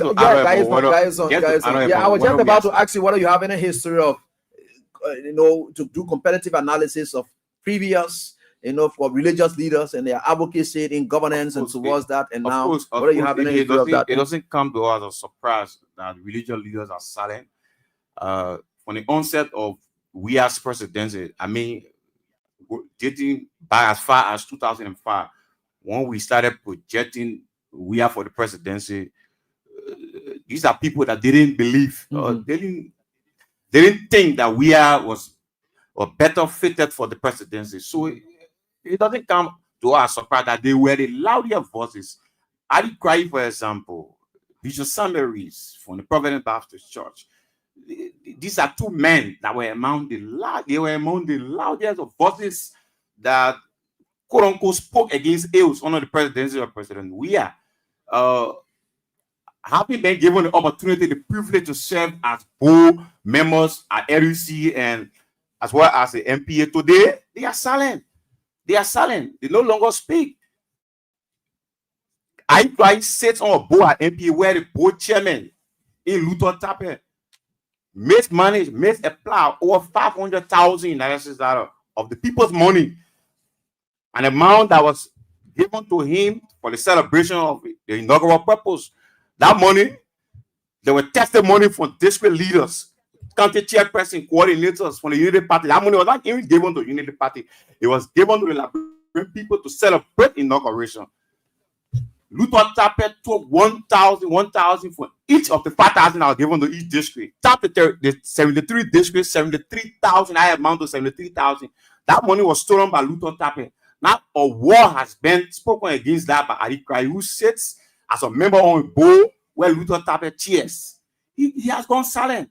The issue of corruption, the 500,000 mismanagement, wherein Sylvester Gillespie had not even come to the office of Minister of State for Presidential Affairs. He began negotiating with NASCO. He received 500,000 of budget vehicle illegally. Adi Cry is silent on that. Sabari is silent on that. Ami Muda was involved in a corruption scandal. They said he made a platform. He 8,000 of budget of vehicle. He was pressured to resign. He resigned. There has been no prosecution saying he resigned. There were corruption scandal at LTPRC, where the deputy and other officials at LTPRC rather, they resigned, and they were threatened to be dismissed. They chose to negotiate at the back, and they were suspended from their position. Up to present, there has been no report from that investigation that was instituted by this government. You got the issue of the yellow gate scandal, the yellow machine gate scandal, up to this still. Yeah, go ahead. Thank you. The yellow machine gate scandal, AB, that was led by Mamaka Bailey and Sylvester Grisby, up to this day, not a single word from Ali Krayi, Samuel Reed, and the rest of the other bishops that have been appointed on both across. So their silence do not come to us as a surprise. From day one, they did not believe in the presidency of George Weah from 2005 up to 2020, up to 2017. And some of those people, most of them or all of them, majority of the so-called religious elites have never believed in. But we are did empower most of the religious leaders. He appointed them like Bwaka is doing today. Why are you people having problem? They did not believe. They have never believed in him since 2005. Since he set up a journey to the presidency, they have never believed in him up to 2023. Some of them only went with him because he was the president. But that was dumb. That was not fair and honest support to President Weah. They criticized and they condemned me. They were the louder voice. They spoke against ills. Today they are silent because they sit on boards at LPA, at MPA, at LPRC, at LEC. So they are silent. Do not come to us surprise, AP. Okay, so let's go with their silence, and we are speaking to now because it's good to be all the need and up. Recent time you guys have taken on, and the youthful generation, and the CDC had been quite quiet, and we don't know whether it's on the basis of structure, but the youth community had been speaking, and on issues of national concerns and so forth, and it's now parting up at this level where we are now. There was a latest release set up by you people, and of course the release, and I called in on government with several demands, and I demanded Joseph Human Bwaka's government and I to live up to certain terms. If not, then you people threaten mass protest, talking about the lift up of the ban on motorcyclists effective immediately, and let's address that. Why? Well, let me say this to you clearly. Our country is in serious big trouble, and it has a propensity to degenerate the fragile democracy and peace of our country. The national security apparatus of the country is being governed by agent provocateurs, and Bwaka himself is the last mafia of the old order. I mean, talking about the Dose Iraq. So he's doing everything possible to take this generation back to 1990s and took this generation back to 2000 and the 14 years of brutal devastating civil crisis. From the angle of the Revolutionary National Youth League, we're not going to say this time around. If Bwaka lacks heavy legs, he can wear the garment of Samuel Kanyandu, Charles Tino, Ellen Johnson Sirleaf, and put all of the Guinean soldiers on the streets. As we've been told, some of them are here with illegal arms, and that's why they are recruiting and asking people to register arms. We are aware of all these things. But our rights, our democratic rights under our constitution will be protected and be guaranteed. But the Revolutionary National Youth League of the Intermittent Martin Congress for Democratic Change. On February 19, you saw and witnessed an incident right at the Sleway, around the bridge at Sleway. The motorcyclist who went to survive and tried to look for ends meet, but the negligence of the very unscrupulous officer tried to confiscate the motorcyclist back, and he ended up throwing the young man under the bus. I mean, the truck that was already running coming through. And this happened right before surveillance. It happened right before citizens who were spectators and eyewitnesses. And what surprised us is that instead of the Liberal National Police rushing defense of the struggling young man who was already meeting his untimely demise, they allowed the perpetrator, the truck driver, to go, and that man up to now has gone with impunity. The poor motorcyclist have to struggle for his life and die instantly. Now, what we noticed as a civilized institution, particularly for the ambience of the youth, we try calling for speedy investigation to ensure that the perpetrator, the truck driver, is brought to justice.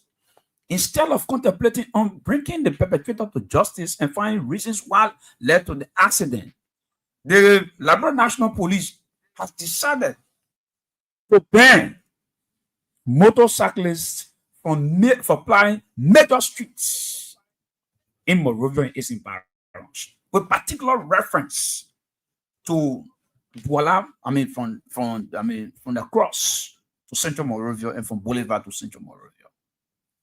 Now, but we saw that this was dangerous because the motorcyclist is an ecosystem of enterprising young men who invested immensely in the private sector development.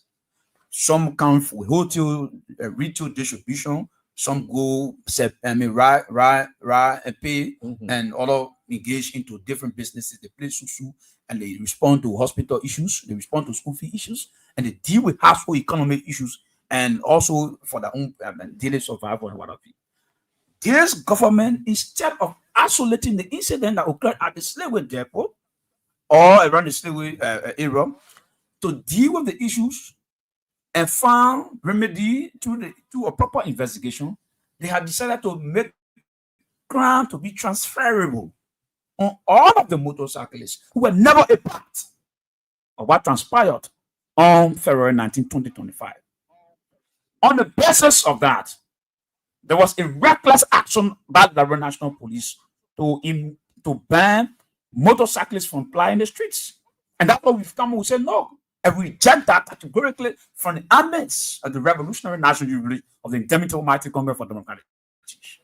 And not only rejected that, but we have outlined 7 non-negotiable pillars and demands moving forward, engaging the government of Liberia on the account of their excesses and their excess packages depend over the time exhibiting against motorcyclists and the general, masses of our people, including the Liberian populace. So quickly, let me say this to you. Here at the counts, 1, we said that the government of Liberia should lift the ban on motorcyclist restriction in the country, because putting ban on motorcyclists doesn't only affect the riders, it also affects the passengers, because those you see in Central Monrovia are people who come to do businesses. Now, Central Monrovia is the sedatia, is the industrial zone of Liberia, is the heartbeat of the Liberian economy, where you have water, you have the capital building, you have other economic built and different transactions. The market forces into act in Central Monrovia. So if you are cutting off Central Monrovia because you deprive the motorcyclists from plying the streets, then you are telling the students to go to school late. Then you are telling the hospitals to be shut down because doctors will not go and address emergency issue. Then you are telling people who sell in water sack and people who come to work in Central Monrovia to not even, because not everyone have access to car in this country. So apart from that, we've done the statistics at about 350,000 young Liberians who have no idea about how they bought their bags, how they're feeding a family, depend on motorcyclism for their survival, daily survival. If you take away these people from the major streets and put them somewhere where they could not find income, what is creating economic paralysis, it creating economic bankruptcies, and it's going to make them more vulnerable in the communities, and it might lead to becoming different actors that are deviant to society that we usually frown on. So we say, hands off motorcyclists, number 1, lift the ban, effective immediate. This is not an appeal because it's beyond motorcyclists. If the motorcyclists will compromise themselves, the passengers will not compromise, because we are also coming in defense of both the motorcyclists and the passengers. So this is our first demand. The second demand will say, since the episode, there have been 3 motorcyclists who have lost their lives since the episode. 3. Okay. Yeah, the Liberia National Police is the perpetrator of the deaths of these different motorcyclists that have lost their lives, and we have their names and we have the events, and I speak to you with in contact with their families. Okay. So we ask the Liberal National Police to provide those who are the murderers and perpetrators behind the death, the unprecedented demands of the motorcyclists. That two.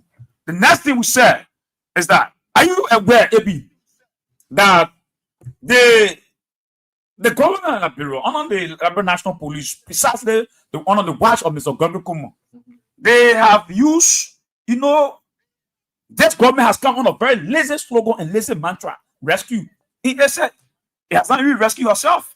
So what they do is that they leech as economic parasites and vultures on ordinary people, disenfranchised and right, and take their properties and take their motorcycles at their own detriment. Now, they have in the period of just 7 days, they have managed to have confiscated 700 plus motorcycles in the domain, in the name of being impounded by the Liberal National Police. 700. And so that's the third aspect of our demand. They usually is saying that you cannot arrest 700 motorcycles who were not a part, because crimes are not transferable. Therefore, these 700 motorbikes have to be released and released expeditiously without reservation. That's 3. The next principle, we said that several different other reports lying before the government of Liberia, indicting key government officials. The leg of Mamaka ability, the yellow machine scandal that embarrassed the country and did image the Republic of Liberia in terms of our governance reputation on the international and diplomatic eclipse. The leg of Sylvester Great Pay, who, when there was no authorization given, he already put in for thousands of dollars at the level of this place, NASCAR. And now under the army model who parades and masquerade will be penalized after taking thousands of United States dollars, and he only resigned. And the leg of Lafayette Giddings, who took 24 point some million United States dollars, and today he's walking free. We are saying that even the office of the First Lady, who sold scholarship at the detriment of disadvantaged Liberians, all these people brought other cases at the level of NOCA, the Ben Russell at the level of NOCA, including the 5 different vice presidents. All of these different other reports that have indicted the United Party's cartel, that have indicted the United Party criminals, should be taken from the shares, and we call for expeditious investigation in these different other reports. These are some of the demands. The 5th demand we talk about in our release, we said that there are too many checkpoints in Monrovia and its environs. Too many checkpoints. Maybe this is not the days of child labor. This is not the dispensation of Samuel Kayando. When this country you reminding people that we are in the days of ATU and SOD. Go right down on Broad Street. You will see different checkpoints. Harassing and intimidating Liberians. This is fundamentally wrong. You cannot continue to remind our people about the darkness. It traumatizes us. It creates hallucination. It creates, a dark memory flat. For each time we see different checkpoints and bullet points just in the small Monrovia. What exactly are you looking for? That's what we say. Remove reckless checkpoints across Monrovia and its environs, including some counties, because we believe that this is not good. It's not good for fragile democracy. It's not good for the kind of peace and security we have. So there are other issues that we raise. Particularly, we also said that we will be going to Liberia National Police headquarters. We said that we will go there democratically and peacefully to assemble at the headquarters of the Liberia National Police to demand 2 things. There's a guy called Brahma Masale. I think you follow the situation with the 19-year-old boy. The Central Town chase. No, Brahma Masale, there was a case about a 19-year-old boy who lost his life in Banjul. In Banjul. Brahma Masale shot. Like a man, and ended his life in a career. He could have been the next president of this country. The medical doctor saving lives. Protecting humanitarian services, became one of the philanthropists. He died. So the suspects or perpetrator in person, Mr. Brahma Masale, as I speak to you, he's been discharged because it was under the professional standard division of the Liberia National Police ongoing investigation. Our sources within the National Police ambience has clearly told us that this guy is no more around that place. He has been let out by Mr. Gakukumu. We think that is evading justice, is tantamount to escaping justice, and he's a fugitive. Therefore, the Youth League is saying that this man will not go with impunity. We are asking the Liberia National Police on Gabriel Como to produce the living body of Mr. Obama Masali in our 7 non-negotiable period. Masale's body has to be provided and should be prosecuted, because justice should not be selective. Justice should not be a partisan form, should not take partisan form, and it has to be done expeditiously. So we will assemble there and we'll call out Mr. Gregory Coleman to produce the living body of Obama Masali, and we will call out the government Liberia to lift the ban on motorcyclists, and we'll also call out the government Liberia to give us and give the motorcyclists the 700 plus bags that they have taken for them, because what they do, maybe you interesting. Most of them don't have bags. Most of the NLP of officers, they don't have bags. So what they do is that they create who call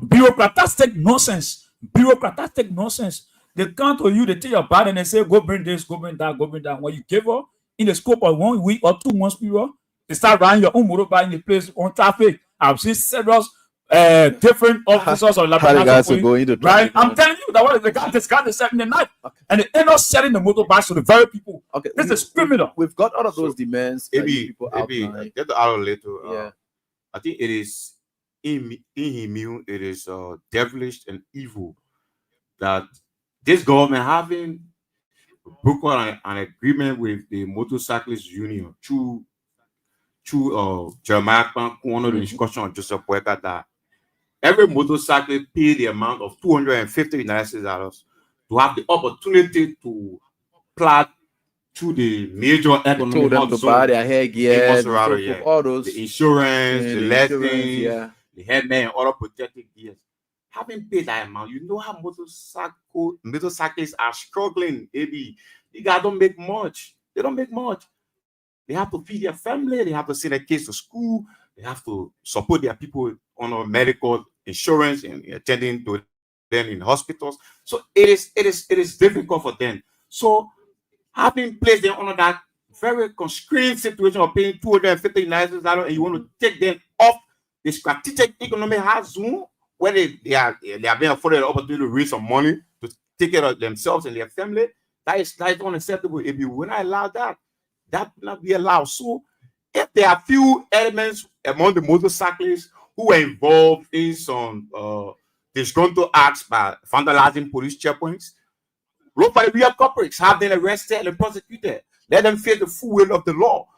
But you cannot bring down a general, verdict on all of the motorcyclists. It will interest you to know maybe that over 250,000 Liberians depend on motorbike rallying for survival. Are you telling me? And they don't go in the community much. They don't get much from the community. Some of the guys are putting susu. Some of them are doing work and pay. And that they will pay a certain amount within a period of time, and then they will own the bag for themselves to be able to take care of the family. So you are sending them to the community. You know why you are inviting? You are inviting thievery. You are inviting robbery. You are increasing crimes in the community, because when these guys know they are no longer able to afford to feed their family because of them living in a strategic economic zone, automatically they'll be involved in the crimes in the community, and there will be increasing crimes in the community, and the police will be left with the opportunity again to handle the crimes in the community. So it is unacceptable. Right. The police should have the hands off the motorcyclists. The ban should be lifted. And one of our demands that Arvin didn't mention, there are three motorcyclists that died for the scuffle that took place between the police and the motorcyclists. We need their murderers to be brought to justice. Murderers have to be brought to justice. Also, one of the demands also from the Youth League, that the motorcyclists are not the problem.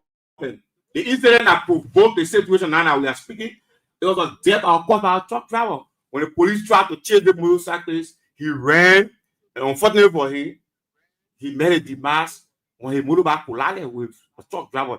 You have a lot of reckless. So in that case, the truck driver did of not. course. He ran into the truck driver. I don't think. No, I'm saying that was the immediate case. Okay. But there are long-term So the instances police where chased there are the long-term proximate instances. cause of that death of the child. There are So long-term the police, instances. yeah. I can't remember, there are long-term instances where deaths have been caused by reckless truck driving. No, certainly, you're So right. police needs to focus and emphasis a policy prescription in providing guidelines that regulate truck driving, because there have been many deaths, that pieces of evidence all across the field of deaths resulting from reckless truck driving.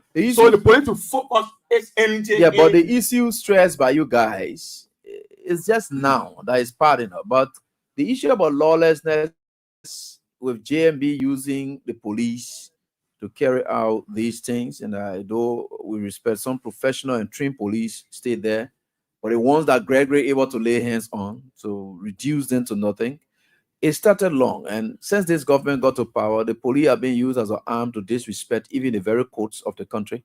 And our GMB controls the law and everything about it. And you have Gregory Coma. The incident at the National Legislature where lawmakers were flogged, and as easily as possible, did it come as a surprise that you will see that common people to be flogged, motorcyclists could be flogged like that? Because if the people can beat on lawmakers, who are people who, they are not just easily touchable.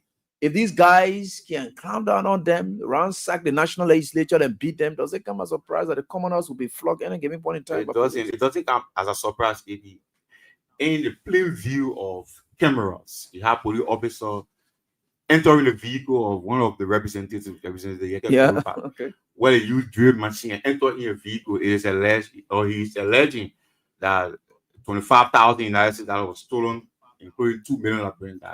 So if on camera, lawmakers were beating, some of them were pepper spray. So it doesn't, the recklessness of the police doesn't come to us as a surprise. It doesn't come to us as a surprise. That's the reason the youth is standing up in defense of our people.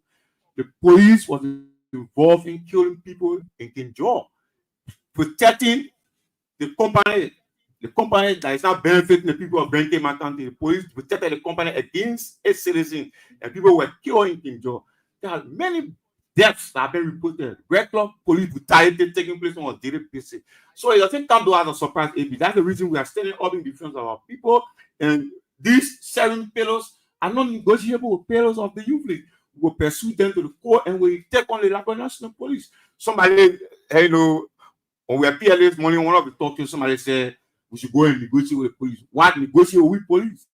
The put up police for on better. It's not a civilized police. You saw on George Weah. That was civilized police. People were allowed to freely protest. People were allowed to assemble as guaranteed on the Constitution of the Republic of Liberia. They were given food. They were given water. That was democratic policing on George Weah. That's the beauty of the democracy. But on Joseph Boyka, it is not.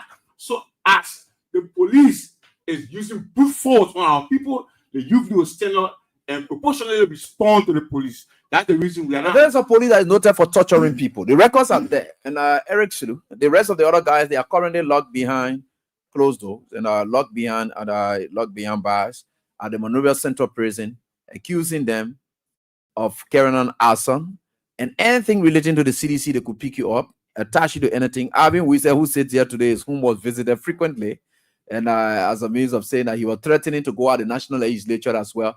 There's a brutal police force you guys are talking about. I'm saying we are aware, maybe. That's the reason we have all of the police brutality and the deaths. Yeah, but they are brutal, so there's nothing you can do about that. So that's the reason we were engaged in proportionally. We are not afraid of the police. That's the language the police understands. The language the police understands is to be forceful. So the UB, Lord Ebi, we provided the police and the Liberian government a honeymoon in 2024. We went to retreat and we are resolved that this year is a year of struggle and resilience. We are not giving any chance. We are not giving any honeymoon plus over. No, we are not taking any chance. We have to confront the police. Our people are dying. They are killing our people every day. We cannot say supinely at the voice of the young people. And most of the people that have been victimized for the mysterious deaths and police brutalization, when people feel they assemble, they are beating on, they are tear gas, somebody are shot with loud bullets. These are majority of young people. So the youth of the citizens must stand up. That's the reason we have come to inform our people, to enlighten our people that enough is enough. The Youth League is now resolute that it will engage its government, it will engage the police forces, and all other start up the government that gives the interest of the tell me something. How do you intend to go about that? How many days ultimatum, weeks or months ultimatum you guys are giving? And if nothing is done, you people could strike into action. Yeah, so let me say this to you. You talk about brutality here.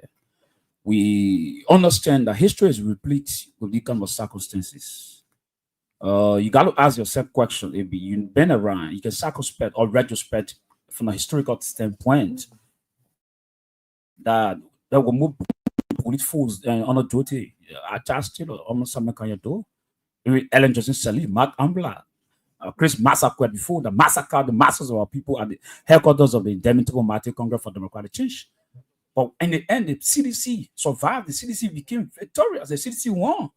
In these turbulences in the wilderness, the CDC surmounted the contradictions and challenges and led the masses of people at the final battles of history. And so we say to you that the greatest force in history is not the men who wear uniform with arms. I mean, trickle happy men. The greatest force in history are the masses of the people who compress before history and demand their rights and demand justice. Saying to you, motorcyclists are no enemies to the Liberia National Police. The government of Liberia must face dealing with the material conditions, the appalling conditions of the governance system, the contradictions, the bread and butter issues in the country. You talk about roads, for example. You talk about agriculture. You talk about assets recovery, assets declaration. You talk about increasing salaries of civil servants. Those are the issues the mantra of the rescue mission shenanigans came from. So, I mean, the motorcyclists are no enemies. They are not threats. And so when you take guns and you walk on the streets and you think that because the Baka dictator was brought down by the popular union of the people before history, the popular union of the people before history, when the young people assembled in Soweto, June 16, 1976, there were more dangerous police force on apartheid under the rulership of P. Bota and FFW declared. Yet still, because the rest of the dark rose to location. So yes, we'll go to the Liberia National Police. Statutorily, it is a right fundamentally under the statute of the Liberia National Police to protect lives and property. So not to take away lives and property. But if they place themselves in the action that are inimical to the democratic dispensation of our country, the forces of people pushing up. We are not praying for that. That's not our primary objective. We are law abiding citizens. You mean proportional? How does that work? The guys got guns. I'm saying, listen to me. The guys got guns. Listen to me. Listen to me. There are times people use guns, but gun ends in the communities. Gun ends in the community. Bigger gun that the people have, the democratic gun, that the people can bring any system down. If the system is intoxicated with power arrogance, the arrogance of the Liberia National Police will not bow down to it. And so what we say here, we're not giving an ultimatum here. What we are saying clearly is that our 7 non-negotiable pillars are what the government responds to. And we said this caveat since yesterday. 1, you say, leave the ban up. And we'll be marching with motorcyclists. We'll be coming out. We'll be demanding the perpetrators, the murderers of the 3 motorcyclists who died. Amy, what are you talking about here? I just listened to you when we came a few minutes ago about the usage situation in the country. Right? Omio is not here. You say is now departing, withdrawing, of course. You get a reckless government here that is very insensitive in terms of the economic condition of the mass of our people. The only viable sector that has the potential to recalibrate jobs and provide employment opportunities in terms of private sector investment are the motorcyclists, the motorcycle sector, the motorcycle industry. So if we disenfranchise these people and take 350,000 plus people out of job, there's a starting point to hasten the demands of their own regime, of their own administration. And so we do not have to import whatever, but the social conditions, the objective condition will speak out. So we are saying to the government of Liberia that this is not about Liberty Party, it's not about ANC, it's not about CDC, it's not about Unity Party, because there are citizens who ran motor back, there are Liberty partisans who ran motor back, there are people from Unity Party who ran motor back, there are people who have no business doing politics, they ran motor back. So the motorbike issue is an economic issue. The motorbike issue is a social issue. The motorbike issue is an emergency issue. The motorbike issue should not be used when somebody gave $300 and $250 for one motorbike, they register it. how much the person bought it? 750 and gave 350. And you put unnecessary bureaucracy, helmet, and all the shenanigans. Yet still, and you go after the people struggling and brutalize and kill 3 of these people, and you say in this country that the constitution now belongs to Joseph Imabwaka, that our franchise now is for the Unity Party, that it is a new Tui party that has extended its kleptocratic leadership, that nobody must speak.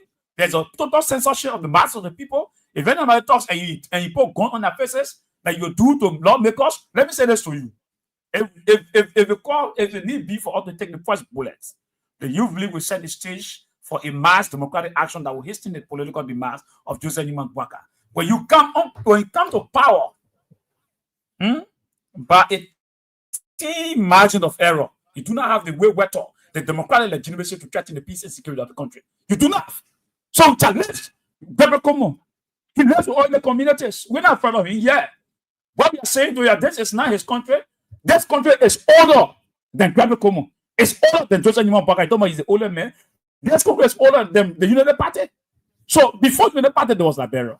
Before Joseph Imabwaka, there was Liberia. Before Gabriel Como, there was the Liberia National Police. So if you come with a mafia attitude to deploy gender-wheel Malaysia police forces in uniform, and you think that, oh yes, you can scare away motorcyclists in the country, then you bleed. We're not looking for multitude. We're not looking for people. What we're looking for is that we will set the stage and we allow them to take out to South Beach. The South Beach, the prison compound, are the homes of revolutionaries. We'll go there. Okay. But before we come back, society, we're going to show you that the Liberia situation will have a different atmosphere. And the government got to be very careful. And that's what we said to Mr. Kofi Wu, Samuel Kofi Wu. We are aware. Mr. Samuel Kofi Wu, you have a dangerous human rights record. You purported yourself to be a human rights lawyer in the country. You see yourself presenting on the security apparatus of the country, where there's mass killing, almost 200 plus deaths in the country. So death police shooting everybody. No more security for the mass of the people. And you call yourself former human rights lawyer in the country. It's a shame, it's a disgrace, it's an embarrassment. And that's what we're not afraid. I went at the Fender camp tactically. I saw the pathetic condition of Fender students. No buses. Then you take away the only transportation means the motorcyclists to commute the students to Fender campus, to commit the students to CJ, to commit the student to AME campus in Lower Bomi and other places. What are you talking about here? What you want to do? Why the job you employing? Why the job you creating for the people? What kind of country you want to run? Mr. Bwaga, the CDC will not go in SR. The CDC has survived turbulences, dangerous times on early. The CDC will surmount these challenges, and the CDC will confront. As we did to Governor Coman, every Coman, there were dangerous names in the police force, blood naked. We confront them democratically. So we're not going out occasion with them. We are going moving to the Liberia National Police Headquarters with our 7 non-negotiable pillars and calling for the government to lift the ban on the reckless restriction of motorcycling in this country and produce the living body of these murderers who have absconded justice. All right, so let me just take another 5 minutes of course, and of course we entertain that right here on this very die, and we are certainly getting there. It's Alvin Wilson and of course and Geyser. They are right here with us tonight on this die. Let's get on. Remember, but they are not stating anything about ultimatum, but it said that their demands should be met by the Liberia National Police or the government of Liberia. And that is where we are. Just a minute, nothing more. I cut you off. Hello, how are you doing? Yeah, good evening, and about question where let me say good evening to the first step for operation political education of our party, the Revolutionary National Youth League of the Tomato Martin Congress of Democratic. The nearest rapid political Zlatan Abraham of it. I call you this evening from the Congress City in Congress. And second, our leader has spoken. The president of the people of Liberia should be cognizant of the fact that this country is governed by law. There's no one, you cannot get a Greco Common who was a former SOD man who has never went to the DDR president because you know that the previous administration was a surrender with you, and he worked in the administration. He needs to be rehabilitated, to be reintegrated in society. Because if you see the action of the police, the records of the police on Gregor Como, it can tell you that it was this identical Gregor Como man is a Tanzanian leader. You cannot have a democratic country and you say a policeman recklessly killing people around here and motorcycling. Thank you. We can hold you at that. Hello, how are you doing? The next caller, hello. Hello, yeah, let's hear from you quickly. Please go on. my name is Volunteer, the commonly as 1 million we are sent. Follower of Abraham crossing we are. Thank you, go ahead. Yeah, I come here. Yeah, fine. Go ahead, please. Yeah, I want to salute my comrade in studio. Comrade Avi Wisha and the other people. You know, people, this is what we want from our people, because if we not get up, we stand in this country. They may have breaking, the old men have break all the law in this country. So when we say that, we say we should get the people, all the law in this country. Now that people suffering. With the young people, with the youth, we don't have nothing. No job for us. Okay. Then there's motorcycle there. We're taking people there from one place to another. You are running behind them, killing them in the corner there. At the same time, you're killing people there in the community. What we had in Eastwood. Okay. Right. Thank you. Thank you. Yeah. All right. Thank you so much for your contribution. We appreciate that. Hello, how are you doing? Fine, man, Sisi. Let's hear from you quickly. Thank you. Let me say hi to my children in studio, Abby Wisha and the police. Let me be right with you, right? I saw Abby Wisha this morning on Voice of Liberia. I'm going to repeat myself again. Whether they let it or not, we the women of CDC, we're not standing with you. We're not with you. The thing we want to take, that one you never want to take, we're not standing by you. For me, that decision, I'll go and take that decision. Abby Wisha. Please, I beg you, I said this money all. So you mean the motorcyclists should cry their own cry? At what point do you stand for the Liberian people, Baba. Yeah. You are here, they even chose these people. Because we are so poor, you should leave the power. Even I mean, that you shot me. That you shot the women of Liberia, yes. Because of having got your neighbors already. Because power will having was sure boy to lead the black people. The government when I advocate for them. When I look at so every that what they get to anybody pay this money, I say my own feeling.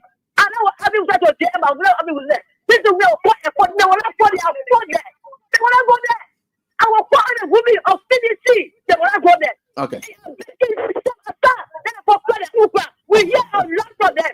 But it's shorty, but we are. That was shocking. He was seeing for your money. But there, for his power. He's getting there. He's beating there. He's getting there. You can't go in the people there. I said no. That is his son.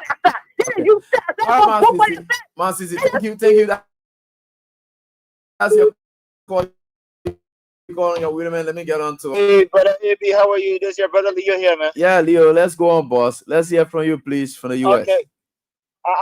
I want to say bravo to my comrades over there, our youth chairman. I want to say bravo to the guys.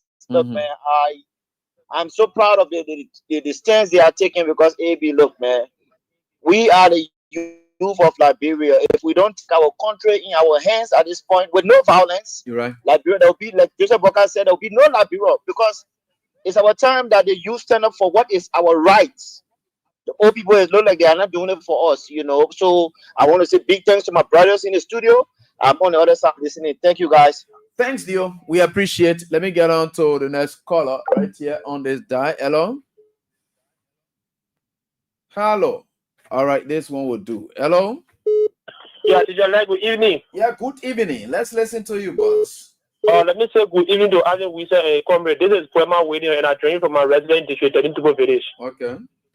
Teacher Lai, let me say thanks to you for the discussion. Teacher Lai, the issue of the motorcycle is very complicated. Teacher Lai, the motorcycle, sometimes it's not good to feel sorry for them, like my said. But we just have to feel sorry for them, because we the passenger ourselves, we are feeling the pinch too. You're right. We would have go around to do our daily hustle. Sometimes in the evening to even get car to come is very hard. Or to get money, but to even go in the morning or car to go in the morning is very hard. So if we have, it is something that gives the motorcycle, but with a passenger to ourselves, we're really feeling it seriously. Okay. So I think we need to rally around the gentlemen in the studio. So see how that because motorcyclists, okay. That's something that they are surviving. They're surviving by it too. So all of us, We depend on the motorcycle and depending on us to survive. So All right. Thank you, Boyma. Let's get on to this one. Hello. Hello. Please go on quickly. Good evening to my studio guest. Minister. This is Gertrude J.D. Williams. I'm calling from Johnsonville. There are a lot of things that are going on, and looking at the economic crisis in the country right now, the government need to see reason that they consider certain things, because taking a motorcycle on the road is a huge thing. You see citizens coming together and other people forming alliance in other countries like Ghana. What brought the fall of Kwame Nkrumah about the act that he created in 1958 and 1959, taking things that belong to people forcibly. This is what led to his falling. So we are not different for any other person who will stand tall and then speak out our rights to be heard all over. Thank you so much. Thanks, Gertrude. Let me get on to 2 more calls, then we'll get back to the guest. Hello. Yeah. Quick. The second time around, yeah. Yeah. So my comrade in studio, Barizon and Abby Weezer, really appreciate it for the step that they are taking. Really. Because we have some our partisan, our guys, from our belt, is a CDC. Yeah, they paying a due and what have you for that same motorcycle. So at least I say God thank you. Our comrade in studio that are taking a step for them to retreat their back and to get back on their feet. It's not easy. They don't do anything. It's not easy. So my sister will beg you, man. Yeah, the children, yeah, our children. It's not all of them well in our thing. But majority just carry the rule. So we beg my sister. Let us consider them and let's go ahead and retreat back and get back on their feet. Thank you for putting in the time. All right. Thanks so much for your contribution. The last one, and then we go. Hello. Yeah, let's hear from you, please. Yeah, this is Lloyd D. Johnson, physician by loyalty, and I join you from my Popo Colony District number 11 Quebec community. Yeah, thank you for your serious guest. The money I listened to them again, I wanted to make a call, but I was not opportune to make a call. But what I want to tell you, they got 2 kinds of protest. They got petition protest and they got demand protest. What you're going for is a demand protest. You should not go and allow the worst crowd of Joseph Barker police to get intimidated and just wet your away with about us. You stand for the cause. Opposition, when they say opposition, stand for the cause. Thank you. And then you say we're going to regroup, we'll come back again. That kind of thing. Yeah. But anyway, let's close up now. Yeah, no time. Yeah, I hope you guys listen to support here and there. Yeah, so we can close now. Yeah, let me conclude from my end. And I will close up. We don't want to regrouping something. Regroup.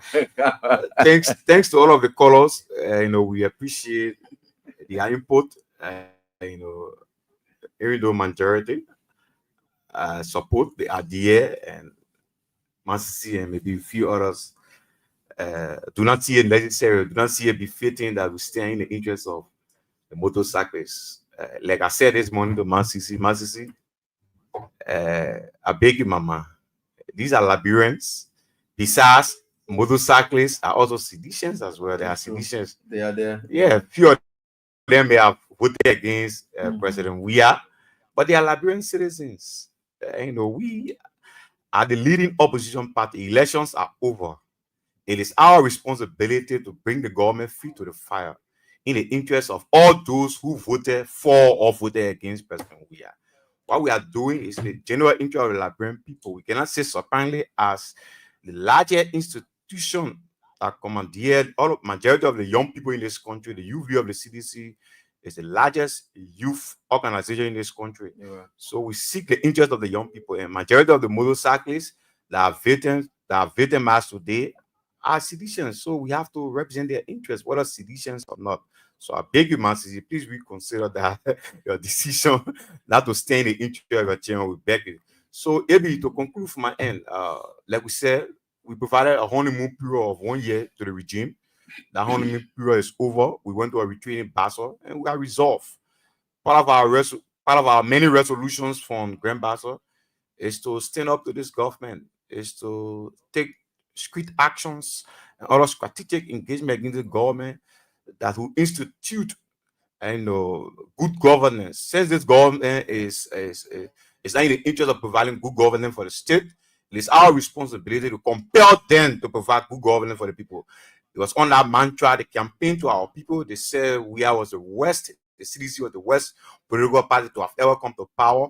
So they have all of the solutions. Whether you say withdraw funding or not, they will still produce the economic well-being for the Liberian people. So it is their responsibility. They have to live up to that commitment.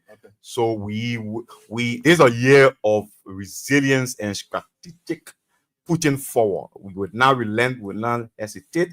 We'll bring the government feet to the fire. There's no honeymoon. There is no sleeping for this government in this year. The youth stand ready. Whether we are engaged with force, we can assure the Liberian people, the government, the Liberian National Police, that personally we will engage. Thank you. Arvin, quickly, please. Yeah, I have to get going.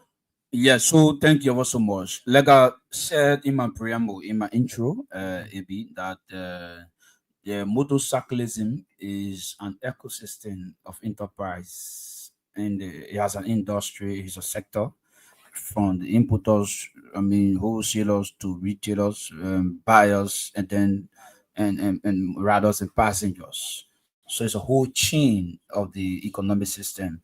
It transcends just people riding, getting helmets and riding, applying the streets. It's about the household economy. It's about the different places people go, whether at work, whether at hospitals, whether at school, or people go to church, or people go to mosques. And so, because everyone would have access to a vehicle, because of the bad roads and the issues about the lack of sufficient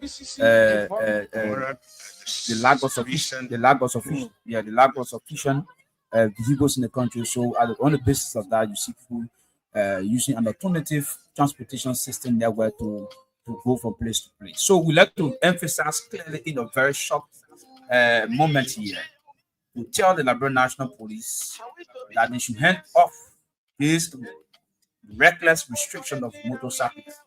That banning motorcyclists to fly in the major streets of Monrovia is not going to work. It's not going to work. This is not only about the motorcyclists. It's about passengers. Because what affects motorcyclists affects the passengers as well. It affects the economy because the market forces have people can go and sell, while other people can go and buy. So it's a whole economic change, an economic ecosystem. Now, we are saying that Mr. Gregory Como is a person of interest. What he did to the Capitol building by deploying men and in the net Nicodemus, they burned down the Capitol building. What it's done to the judiciary, the beating people all around that place over there. We are not going to say for Gregory Como to start instructing people, beating people, wives and children in their homes. Because if they take motorcycles from the street, the next time they're going, they left from the CDC party headquarters, the next place they're going to our houses. And this is our country. This is the bureau. The Constitution said the Republic of Liberia. It didn't say the Republic of Gregory Como or the Republic of Joseph Yumabwaka. Why would people wear fear in this place? And why would you tell us?